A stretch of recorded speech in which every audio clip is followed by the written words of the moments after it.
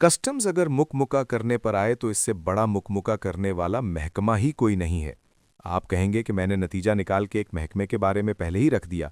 मैं आपके सामने वो केस रखता हूं जो इस्लामाबाद में एक जगह से लावारिस पकड़ी गई जदीद तरीन रोल्स रॉयस का है।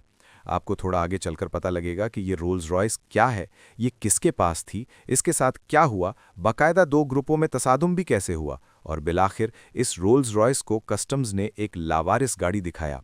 आप जरा सोचें, क्या पाकिस्तान में इतनी महंगी गाड़ी लावारिस भी हो सकती है? लेकिन कस्टम्स स्याह करें या सफ़ेद करे, उसे पूछने वाला कोई नहीं है।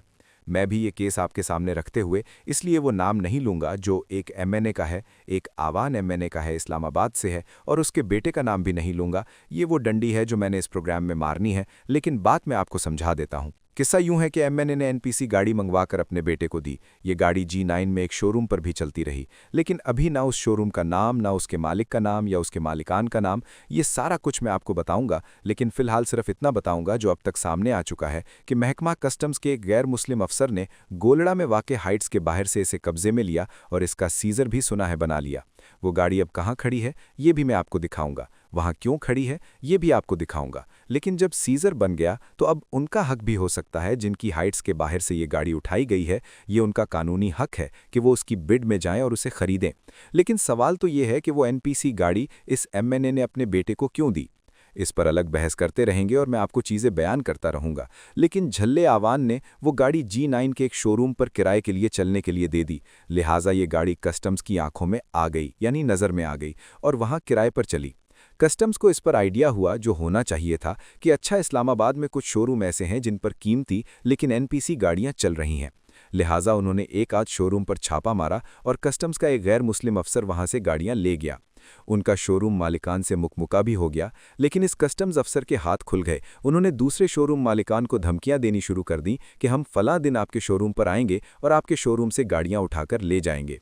लिहाजा शोरूम मालिकान ने भागदौड़ शुरू कर दी और हुकूमत को या एफबीआर को या कस्टम्स हुकाम को ये समझाने की कोशिश की कि ये जो आप एनपीसी गाड़ियां और इनकी चेसिस को चेक करते हैं, जब आप इसकी लेबोरेटरी कराते हैं तो गाड़ी की कीमत आधी रह जाती है। लेकिन मीडिया, जिसमें मेरा मीडिया सहाफ़त डिजिटल भी शामिल था, जब उसने इस नुक्ते पर शोर मचाया तो वो अफसर जो गैर मुस्लिम है जिसने ये कार्रवाई शुरू की, वो उससे डर गया। अगर वो जेन्युइन काम करता होता तो यकीनन वो नहीं डरता, क्योंकि अब भी बहुत से शोरूम्स पर एनपीसी गाड़ियां चल रही हैं और महंगी गाड़ियां चल रही हैं। और एमएनए ने भी एक तसादुम के बाद, ये आपको बताता हूं, ये गाड़ी अपनी ही हाइट्स के बाहर खड़ी कर दी और वहां से खुद साथ मिलकर कस्टम्स वाले उस गैर मुस्लिम अफसर को पकड़वा दी।